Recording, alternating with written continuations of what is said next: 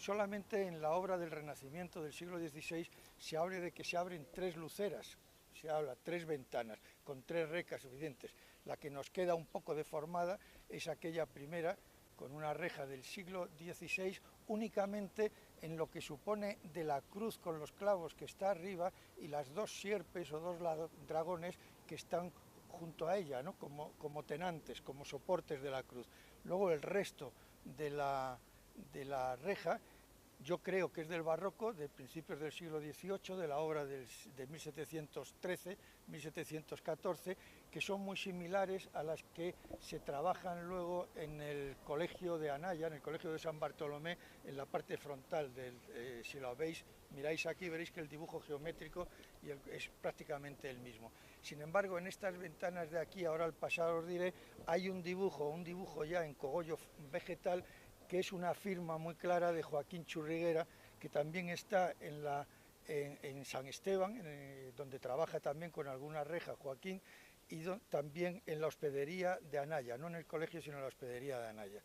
Pero de entrada veis ese gótico, veis esa portada del Renacimiento muy clara, con firma de Rodrigo Gil de Ontañón, del que queda su dibujo, afortunadamente para nosotros, pero que se empieza a construir sobre 1570-71 y no haciendo caso o haciendo caso omiso al contrato que los canteros firman, se salen de madre, desarrollan una portada distinta a la que había dibujado Rodrigo Gil de Ontañón, mandan parar, la justicia determina, tienen que retirar y quitar todos los sillares que habían colocado, y entonces es Juan Navarro, el que determina y hace una nueva dibujo, pero muy próximo al de Rodrigo Gil de Ontañón, y es el que está. Por lo tanto, la portada es de 1570, lo mismo que la Virgen Inmaculada, que está arriba, es así, de Sebastián Dávila, un escultor de aquel tiempo,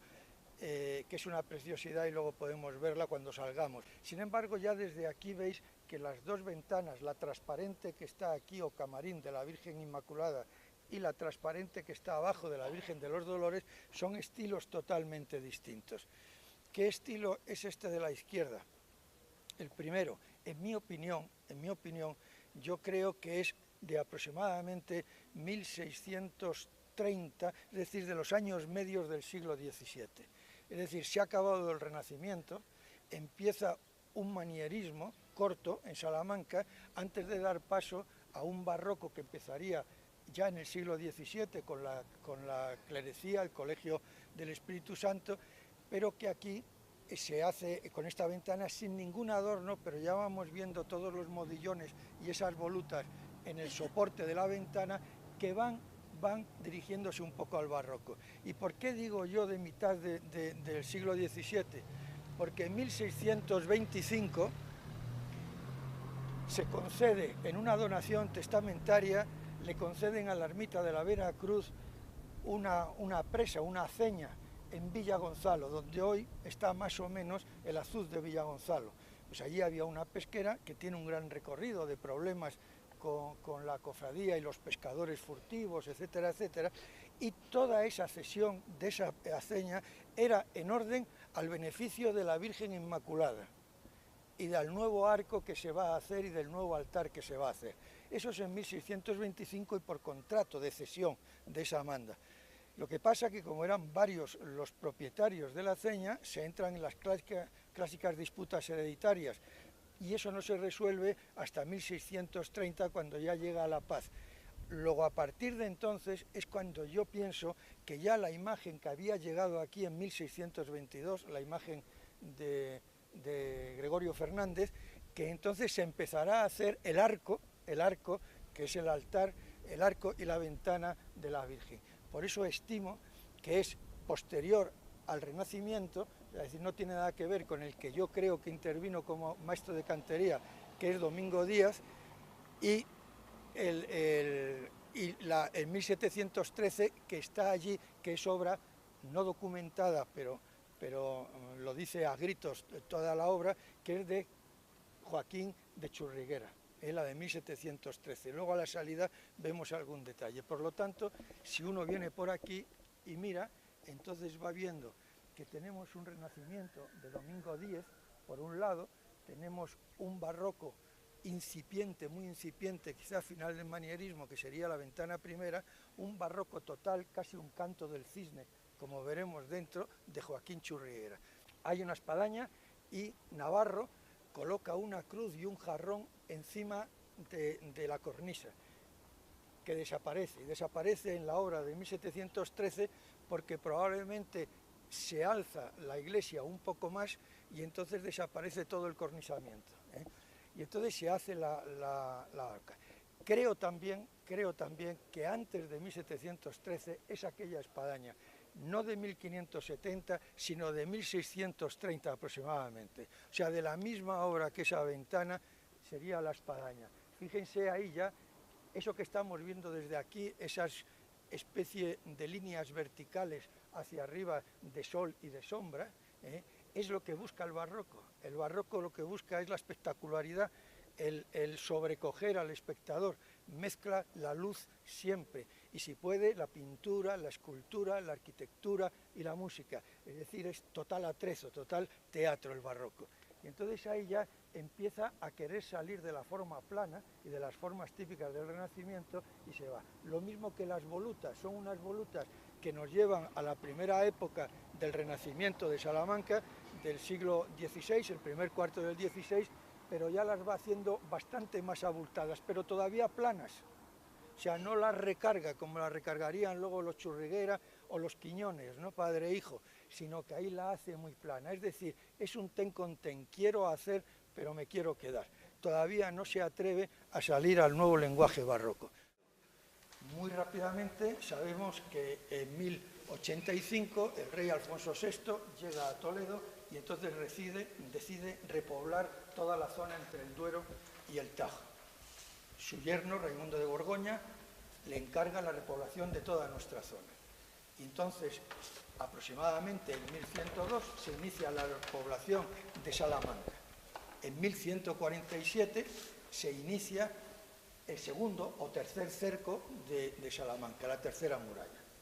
Quiere esto decir que cuando en 1102 llega Raimundo de Borgoña, las 6 naturas que vienen a Salamanca a repoblar, los dos más fuertes, los dos que militarmente más han apoyado al rey, son dos, los asturianos, los cristianos que se habían ido hasta arriba, que son los serranos, no los serranos de la Sierra de Francia, sino los serranos de León, de las sierras de León, y los francos, que eran los que venían con los dos yernos, con Raimundo y con Ramón. Entonces esos se quedan dentro de la muralla romana que teníamos en Salamanca, el teso de las catedrales. Y los demás se van desperdigando por el resto. Quiere decir que esto normalmente era un sitio vacío, un sitio del que todavía nos queda el campo de San Francisco. Cuando la cofradía de la Veracruz empieza a funcionar en 1506, no sabemos nada de las Úrsulas, no sabemos nada de la Casa de las Muertes, no sabemos nada, sí, de Santa María de los Caballeros, que es una iglesia románica de las que dice el Fuero, no sabemos nada del Palacio de Monterrey y empezó como una cosa pequeña, gótica, no lo que luego fue la iglesia, los restos de la iglesia que vemos, los franciscanos de allí. Por lo tanto, ¿aquí qué había? Aquí normalmente había un descampado y unos caminos que por las dos puertas, la que llevan a Villamayor y la otra que llevaba hacia Ledesma, por ahí, izquierda y derecha, pues esas dos serían los caminos. ¿Qué pasaba en los caminos de nuestra tierra y qué sigue pasando en algunos caminos de nuestra tierra? Que al salir había un humilladero o una cruz, donde se despedía uno de Jesús o de la Virgen, porque los caminos eran muy peligrosos y uno cuando salía no sabía si podía volver. Entonces lo normal es que esto estuviera aquí. En este tiempo, estamos en 1102, va pasando un poco el tiempo y en 1182 nace en Asís San Francisco. Nace uno de los grandes personajes de toda la humanidad. Él nace allí y, como bien saben ustedes, San Francisco no quería tener ninguna propiedad. Se dedica solamente a la oración y a estar con el pobre, y a ser pobre, el pobrelo de Asís, de tal forma que se desnuda ante su obispo y ante su padre, renunciando al mundo, y el obispo escandalizado le pone un saco y con él va vistiendo por ahí. Él, San Francisco de Asís, es el que empieza con esa devoción a la pasión de Cristo. Él nace en 1182, muere, creo recordar, en 1126 y un par de años antes se retira a orar con su hermano León, con el que siempre iba con él, al monte Auvernia. Y en el monte Auvernia es cuando se dedica a meditar sobre la pasión de Cristo. Es en ese momento cuando se le aparece el seráfico ángel, le infunde, le pone las heridas de Cristo a San Francisco de Asís. Siempre, y a partir de su muerte, a San Francisco de Asís se le representará con los estigmas, no me sale la palabra, los estigmas y la cruz. En Salamanca se cree que sobre 1240 llegan aquí los primeros franciscanos. San Francisco muere en 1226, creo recordar. Su primer biógrafo o agiógrafo, también hermano franciscano, Tomás de Celonio, escribe y dice de San Francisco que emprendió camino a España para hacer el Camino de Santiago, pero que al poco de llegar a España se puso malo. Fin de la película. No se sabe nada más. Él quería venir a España y bajar a Marruecos, a África, a predicar. Luego sí se sabe que va a Egipto y se entrevista con el sultán de Egipto. Él quería ser misionero, digamos. Y entonces ya no se sabe nada más. Luego ya saben ustedes que hay una corriente que dicen que viene y que baja hacia el sur y que entonces pasa por Ciudad Rodrigo, donde está la imagen más antigua, 1270 y algo, en una ménsula de una de la nave de la epístola, en nave lateral. Bueno, y ahí se ha hecho un congreso, pero bueno, ahí queda. Pero que uno de los discípulos que venía de él baja hasta Salamanca y crea aquí, lo mismo que se cree que otro discípulo crea en la parte de la Sierra de Gata, del sur de la Sierra de Gata, Santa María de los Ángeles. Llegan los franciscanos, 1240, esto está en nuestros historiadores. Y entonces ellos lógicamente traen la misión o la devoción que tenían los franciscanos, es lo que hay que suponer. Y entonces ahí hay un padre, Francisco de Bobadilla, que, mejor dicho, me salto y seguimos. En 1273 se encuentra en los archivos de la catedral la primera manda testamentaria a favor de los frates de la penitencia. Los franciscanos también eran conocidos como fratres de la penitencia. Y se dice que era para la pitanza, para la comida. Era ya un grupo independiente de los franciscanos formado para hacer penitencia y tenía su propia sede. Incógnita. Eran los propios franciscanos. Incógnita. El caso es que a partir del siglo XIII se deja de hablar de esos fratres de la penitencia. Pero sí están los franciscanos. Entonces en 1506 un padre franciscano, Fray Diego de Bobadilla, decide de repente, más de un centenar de personas, allí en la capilla del crucifijo del claustro de San Francisco, del antiguo San Francisco, crear la cofradía de la Veracruz. Por lo tanto, en 1506 se crea una cofradía que tiene su sede ahí en el convento, no se sabe, que tiene una ermita aquí, una ermita pequeña, antigua, especie de humilladora, no sé. En los años 20 del siglo XVI, 1526-27, entonces hay otra cofradía, que es la cofradía dedicada y advocada a la Virgen Inmaculada Concepción, y es de caridad, que entonces decide unirse con la Veracruz. Pero resulta que la Veracruz no tenía hospital, tenía solamente iglesia, tenía un sitio donde estaba, sin hospital, mientras que la Concepción de la Caridad sí tenía hospital y andaba buscando un terreno que le ofrecen en una calle que estaba paralela de Payo Maldonado al convento de los franciscanos, le venden, que luego se deshace, pero hay una especie de previo contrato, un terreno para hacer su iglesia. Entonces, al juntarse los dos, resulta, creo, hipótesis, que la Caridad tenía su hospital y no iglesia, y la Veracruz tenía su iglesia y no tenía hospital. Y entonces se quedan ya los dos unidos con hospital e iglesia, lo que quiere decir hospital, obras de caridad, iglesia, penitencia. Y entonces se conforma la doble vertiente que tiene la cofradía de la Veracruz. Llega ya la fecha de 1570, el principio del Renacimiento, entonces ya se decide trabajar aquí. como digo, con trazas de Rodrigo Gil d'Ontañón. ¿Qué queda de eso? Yo creo que la primera ermita pues sería una ermita pequeña, de una sola nave, más o menos que hubiera una distancia de unos 10 metros, que era lo que daban las iglesias románicas para tener una techumbre todavía sin bóveda, tener una techumbre plana. Probablemente tenía una armadura mudéjar, puesta luego en el XIII o en el XIV. El gran paso adelante es el paso del siglo XVI, del que solamente sabemos que Martín Navarro y Rodrigo Gil d'Ontañón hacen trazas y entonces probablemente conforman ya esta superficie grande, una superficie gótica, y además era la explosión. En 1506 se había formado la cofradía, la unión de las dos cofradías, y entonces ya es la explosión, hay mucha gente, entonces tienen que aumentar el tamaño. Lo que estamos viendo aquí no queda nada de ese Renacimiento, salvo esa puerta que hemos visto y quizás esta puerta dintelada, en donde esta especie de arco conopial, es una especie de arco conopial, pero también como si fueran tres peñascos, ¿no?, que están soportando a la cruz.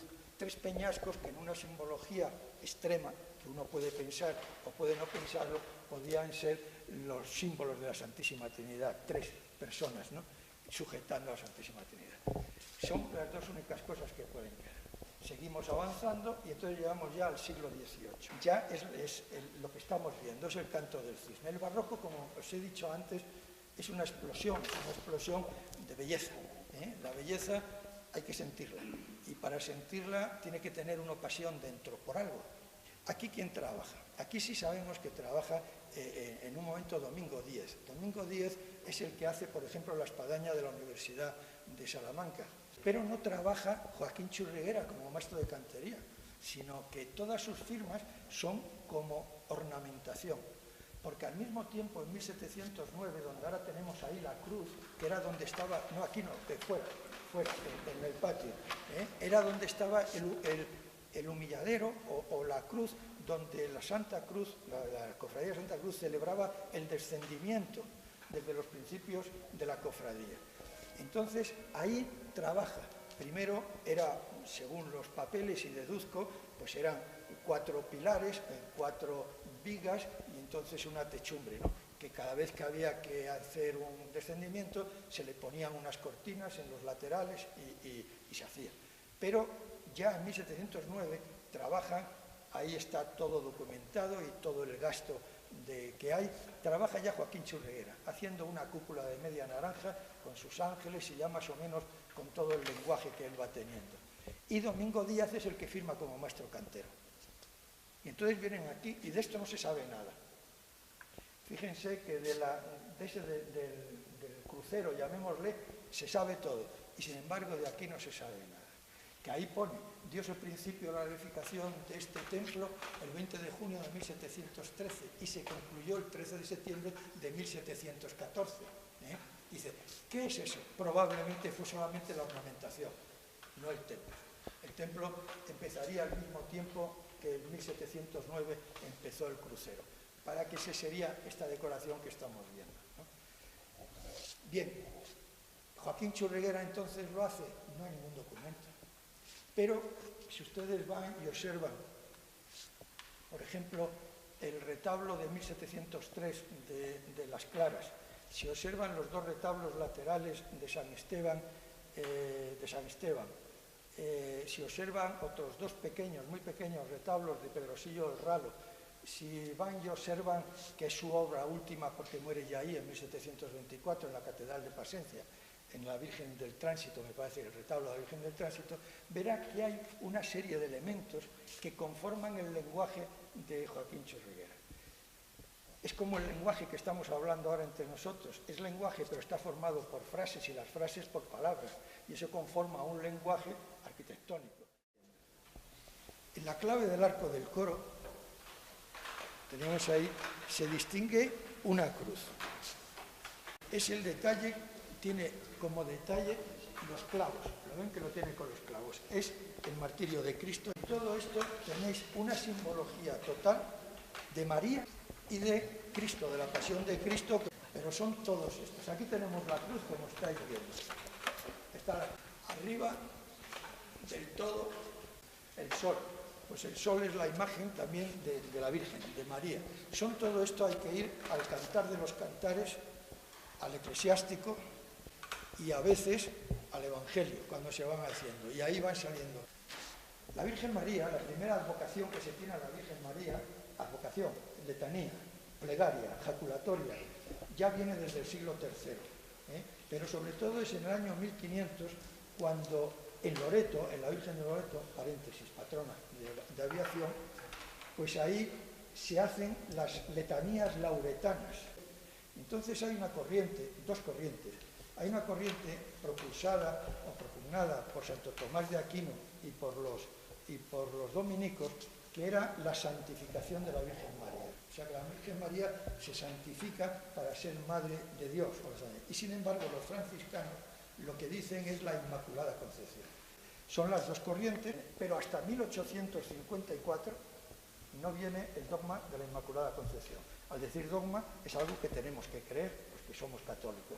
Hasta 1854, y les estoy hablando de 1506, cuando se funde la cofradía y ya defiende ella la Inmaculada Concepción, ¿no? Entonces son la corriente que en España entra por la parte levantina con Masip, que es las imágenes totapulcra, como pudimos ver también en la Inmaculada que tenemos aquí de Ribera, en donde se va adornando con una serie de símbolos, que son todos los símbolos letánicos o lauretanos, que se van diciendo, la rosa mística, Torre de David, Pozo de Sabiduría, etcétera, etcétera. Bien, todo eso, si quieren se lo puedo leer, pero todo eso lo tienen en el Cantar de los Cantares, que saben que es uno de los libros santos, de los libros sagrados, en los que no se menciona ni una sola vez a Dios. Que es un canto entre un enamorado y una amada, que puede ser entre un creyente y la Iglesia, o entre un creyente y la Virgen, tal. No se menciona nunca a Dios. Es pura poesía, pura delicadeza, y de ahí sale todo esto. En donde está arriba del todo un rompimiento de gloria, que son esas nubes con los angelitos y la explosión de la cruz, coronando toda esa imagen que es la exaltación de la vera cruz. Tenemos a dos ángeles tenantes ofreciéndonos la cruz y a derecha e izquierda otros dos portando las armas de Cristo, la escalera del descendimiento y la columna del Ecce Homo. Debajo de ellos el Espíritu Santo, de donde viene la gracia, el Espíritu, y debajo la Virgen María. La Virgen María es una de las joyas que tiene Salamanca, joya. Y cuando digo joya lo digo con mayúsculas. Normalmente como no procesiona, como no sale, pues entonces ya aquí viene poca gente, no se ve. Es obra de Gregorio Fernández. Gregorio Fernández es el gran escultor de comienzos del barroco en España. Es el gran creador de imágenes. Es al que imitan casi todos los escultores que vienen detrás. Sus Inmaculadas, que primero se le encargan aquí a un tal Pedro Hernández, un escultor y que fue también por aquí cofrade de la cofradía, hace una, la hace pequeña, no gusta, luego se le encarga a otra, va retrasando la entrega de la imagen hasta que se van a Valladolid y se la encargan a Gregorio Fernández. Gregorio Fernández destaca porque las imágenes son unas imágenes apocalípticas, son las imágenes que describe San Juan en el Apocalipsis, con la media luna coronada con las 12 estrellas, etcétera, etcétera. Suelen tener una forma más bien triangular, unos ángulos en los pliegues de sus vestiduras, unos pliegues alatonados o metálicos, se ve que no caen, son pesados, son fuertes, manos unidas y debajo o bien tiene pisando un dragón o como en este caso tiene la media luna, la luna con una serie de angelitos, porque la cofradía los pide expresamente que tengan los tres ángeles en una nube, entonces están ahí. Todo el manto por fuera eran de un platero salmantino que muere cuando está en medio y entonces viene otro platero y lo hace. Tenía, no recuerdo, pero un montón, o sea, 30, 40 estrellitas, todas ellas con una piedra semipreciosa dentro. Algunas faltan, pero tiene la mayoría. Y luego todo el manto, y sobre todo la cenefa, está todo pintado. O sea, primero está dorada y luego está pintada. Y toda la pintura va teniendo escenas de la vida de la Virgen María. Luego tenemos el retablo. El retablo ya vemos que tiene un solo cuerpo, es solo cuerpo, que es el que va de derecha a izquierda, y el ático, que es el que está arriba, por encima de la Virgen, todo aquello es el ático. Y el cuerpo tiene 3 calles, 1, 2 y 3. La central, magnificada, más ancha, más grande, porque contiene lo que hay que venerar, que es el cuerpo de Cristo y la Virgen María. El retablo ya es el último símbolo que tiene la Iglesia mariana, que es la glorificación total de María. ¿Saben cuántos angelitos tiene metidos Joaquín de Chorriguera? Creo recordar que son 62, pueden ser 60 o 62. O sea, es la glorificación, es ya el trono total de la Virgen María, que es a lo que dedica a la Iglesia. La cruz de plata es de 1673. No entro en los detalles de Pedro Benítez, ya ha dicho que es el escultor, Cristóbal de Honorato, perdón, el platero, Cristóbal de Honorato es el escultor, y Juan Domingo Nieto el pintor. Todo es plata, como ven por ahí. En el centro, con cristal, hay una cruz, y dentro de ella hay otra cruz de cristal de roca, y dentro de esa otra segunda está el Linum Crucis. El Linum Crucis, hubo un tiempo que estuvo aquí de mayordomo, hubo el marqués de Alcañices, y un hermano suyo era un pobre religioso conventual del Calvario, que fue 2 veces a Roma, y él fue el que lo trajo de Roma, el Linum Crucis que está ahí dentro. Es otra de las joyas que tiene Salamanca. Esta ermita y todo este patrimonio es de la cofradía de la Veracruz. No es ni de la Iglesia, ni del obispo, es de la cofradía de la Veracruz y de los cofrades de la Veracruz. Todo.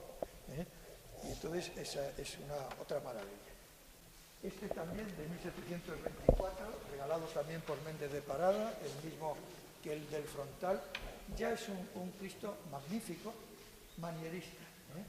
Ya yo aquí no creo que sea, como dice el tiempo, que debía de ser un barroco total, sin embargo, tiene una elegancia, una pose, una postura con la cadera izquierda levantada, la pierna contraria en posición de medio descanso. Es un triunfo, es un símbolo de triunfo. Su cara es un rostro ya sereno, es un rostro etéreo, diría yo, un rostro de un cuerpo que va subiendo y que ya mira al mundo con toda la paz. Ha venido a cumplir su misión, que era la misión de la muerte por todos, y ya sube como diciéndole al Padre: Padre, he cumplido. Su postura, su cuerpo, que no tiene prácticamente ningún ángulo, una musculosidad prácticamente desaparecida, es todo una curva casi total. Es un Cristo de una belleza excepcional, y por eso yo digo que más, me parece a mí, aunque no corresponde al tiempo, más manierista, que sería el principio del barroco, que no de un barroco final, pero es de una belleza excepcional. El Cristo de los Doctrinos, ese ya hay que calcular que es del siglo XVI, es un Cristo que estuvo en el Colegio de los Doctrinos, y entonces el obispo Bertrán, sobre 1770 y algo, reduce los 20 y tantos, 26, eran 4 colegios mayores y 26 menores, aunque dependiendo de qué historiador se lea, hubo más colegios, ¿no? Entonces decide reducir los colegios, se cierra aquel y entonces cede el Cristo. Es un Cristo del XVI, es un Cristo renacentista, de una magnífica imagen, con una belleza extraordinaria en el paño de pureza, tiene ahí un cruce tapando lo que hay que tapar, y el cuerpo ya es más musculado, es más tenso, pero sin llegar a ser el Cristo barroco de sufrimiento. Es un Cristo muy normal. Aquí ha estado siempre la cofradía. Y la cofradía, después de la Guerra de Independencia, estuvieron la Asociación de San Pedro de la Paz y también los calvaristas, porque sus conventos quedaron destruidos por los franceses, por la guerra. Y entonces luego, digo yo aquí, la fecha del 22 de octubre de 1951 se descubre en la historia de la cofradía como una de las más importantes de su larga vida, al ser el día en que por vez primera entra en contacto con la congregación de las esclavas del Santísimo y de la Inmaculada, fundada muy poco tiempo antes, con lo que se iniciará un camino en común fructífero para ambas partes.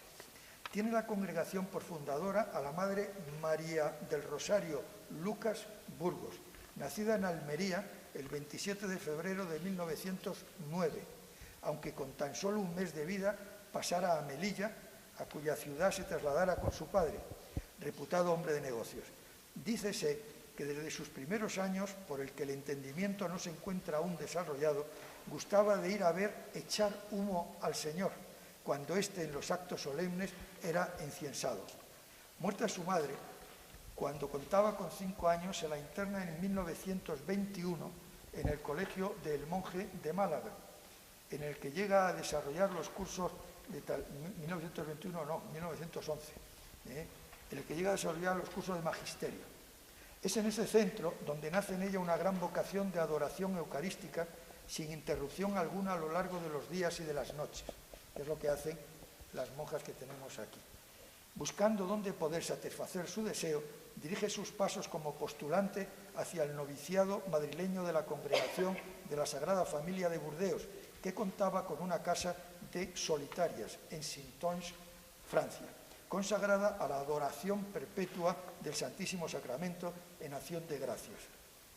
Realizados y renovados los primeros votos, hace profesión perpetua en Burdeos, siendo destinada a diferentes colegios de Madrid, Barcelona y Tolosa, mientras que por libre y por obediencia cursa los estudios de filosofía y letras, sin que, mientras tanto, viera satisfecha su llamada de dedicación intensa a la adoración, contemplación y reparación del misterio eucarístico.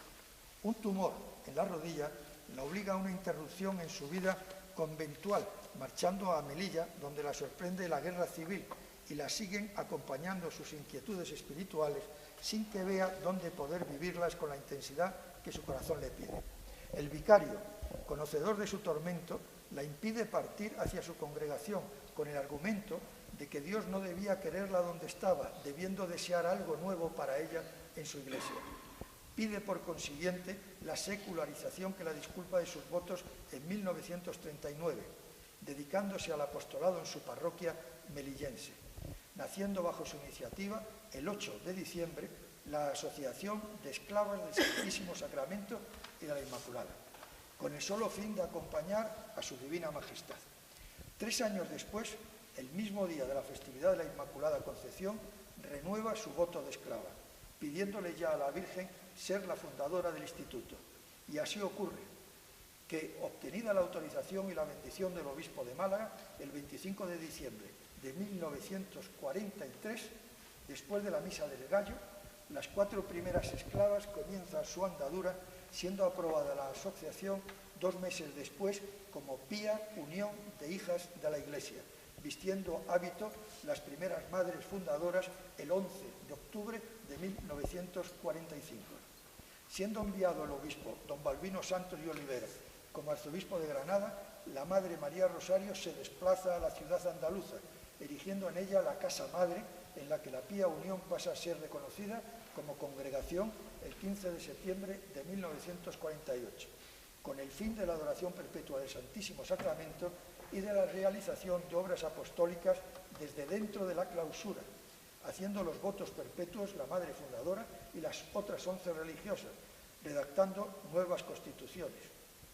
La Madre María del Rosario, cuya vida entregaría a Dios en Córdoba el 5 de enero de 1960, sería la que en compañía de la hermana secretaria se presentaría como superiora general ante la Junta de Gobierno de la Cofradía el ya recordado 22 de octubre de 1951, manifestando ante ella que su deseo es establecer la residencia de sus religiosas en la casa de la Cofradía, adquiriendo la casa en venta o en arriendo, que se obligarían a cuidar de todo lo de la Cofradía, lo mismo de ropas que de todos los demás objetos y enseres que se le entreguen mediante inventario, que tendrían exposición mayor de su Divina Majestad noche y día en la capilla de la Dolorosa, y luego se cambió aquí el obispo de Salamanca, lo trasladaron aquí, y que si la cofradía lo deseaba, tendrían exposición todas las tardes durante 1 hora en la capilla principal, como se hace, que de sus deseos ha hecho una exposición al señor obispo, el cual se ha mostrado satisfecho y le ha autorizado para efectuar cuantas gestiones considere necesarias, etcétera, etcétera. Este templo, tal y como lo vemos, lo hicieron los padres salesianos de Barcelona en sus talleres de Sarriá y lo patrocinó, lo subvencionó totalmente doña Gonzala de Santana, la pollita de oro. que tantas obras de caridad hizo. Vamos viendo aquí lo más importante, que es la Virgen. Pues si hay otra Virgen en Salamanca que habla por sí sola, pues es la Virgen de los Dolores, o la Virgen de los Cuchillos también, que se le llama, ¿no? Ella están ahí, aquel decir que cuentan algunos historiadores de Miguel Ángel cuando su David lo hizo y que le dio, y habla, pues entonces aquí me va, pero ella no habla, ella dice sin decir, ¿no? Nos está diciendo todo. Tiene los colores canónicos, el azul del manto y el rojo del hábito, pero es un rojo que yo siempre quiero ver en ella, el rojo de la pasión, el rojo del gran dolor de la madre que ve irse al hijo, y además el dolor de la sangre que derramó el hijo. Y es una cascada, ¿no? No es un rojo contenido o no es una sangre coagulada, sino que es una cascada de sangre, una cascada de amor que va llegando hasta el suelo, hasta la tierra, donde estamos nosotros, la iglesia militante, ¿no? Y que viene de arriba, se desplaza. Y ella está ahí sufriendo, totalmente sufriente. Yo, bueno, esto se hace en 1922, es lo de menos, y sí una cosa importante. Esta iglesia, la Virgen, es anterior a 1718. En 1718 ya está la Virgen aquí, porque en ese momento la cofradía le pide al ayuntamiento unos metros de la calle de Sorias para poder hacer la ventana que hemos visto por fuera, y el ayuntamiento se lo cede. Entonces ya, si lo pide en 1718, es que está antes. Les digo esto porque no hay ningún documento sobre ella, y sobre la Virgen y sobre su autor. Sí se sabe que Calvo Tragacete, un cofrade, fue el que la donó y el que la trajo él mismo de Salamanca.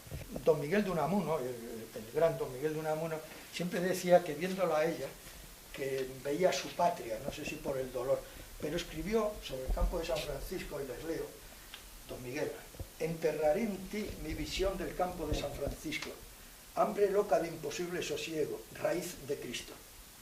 Cubren cipreses a las áureas torres, cielo divino, y canta en mayo su prieta verdura, fruto de trinos. Soñando en el mar, el agua canta, reloj de los siglos. Qué montón de momentos, puro monte, mítico, mítico. Montar, escalando de Dios el peldaño, fuente de ríos. Recuerdos enterrados, vida mía, tras tierno olvido. Está hablando del campo de San Francisco. Toma tierra al cielo, cielo la tierra, carne de Cristo. La dolorosa, con sus 7 espadas, fiel acerico. Rojo fruto, corazón todo madre, trágico sino. Y el dolor sin orillas se hace lago, claro, tranquilo, en dulce paz de descanso soñado, azul cobijo, mi humilde, pobre hermano, santo campo de San Francisco.